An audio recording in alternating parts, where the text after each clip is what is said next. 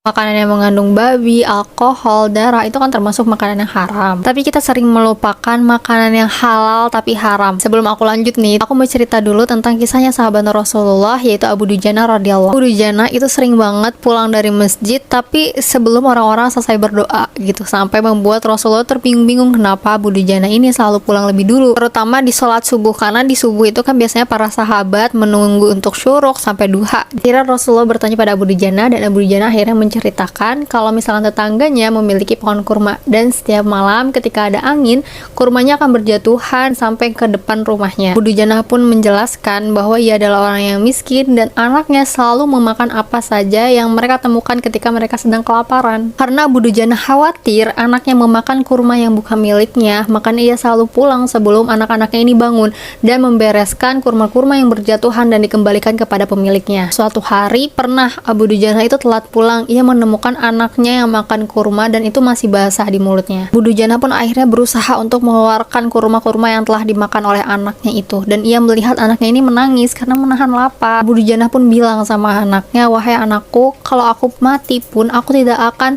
memberikan harta haram kepadamu. Aku tidak akan membiarkan makanan-makanan yang ada di perutmu itu haram, kecuali aku akan mengeluarkan semuanya." Rasulullah tentu sedih banget ngedenger cerita ini, dan akhirnya beliau mencari tetangganya yang memiliki pohon kurma ini, dan ternyata tetangganya Abu Dujana ini orang yang musyrik. Rasulullah akhirnya bernegosiasi kepada orang tersebut untuk membeli pohon kurma ini, tapi Rasulullah bilang satu pohon kurma ini akan diganti dengan 10 pohon kurma di surga. Tentu orang musyrik ini nggak mau. Kebetulan Abu Bakar As-Siddiq mendengar percakapan ini dan langsung nyamperin Rasulullah dan orang musyrik ini dan bilang bahwasanya Abu Bakar ingin membelinya dengan pohon kurma yang lebih baik di kebunnya. Orang musyrik ini tentu langsung setuju, tapi orang musyrik ini punya niatan licik. Karena pohon kurmanya itu masih ada di perkarangan rumahnya, dia pengen kalau misalkan udah ada kurma yang matang, ia mengambil lebih dulu daripada Abu Dujana, jadi Abu Dujana nggak akan dapat kurmanya. Tapi ternyata ketika keesokan harinya, pas dilihat pohon kurmanya sudah pindah ke perkarangan Abu Dujana tanpa ada bekas kalau misalkan pohon kurma itu dulunya ada di perkarangan rumahnya dia. Mungkin beberapa dari kita akan terbesit sedikit pikiran, kenapa ya udah biarin aja anaknya makan dulu, nanti tinggal izin aja gitu sama orang yang punya. Tapi tahukah kalian dampak dari makanan atau barang-barang haram yang kita pakai, makanan yang kita makan, dan itu diperoleh dengan cara yang haram,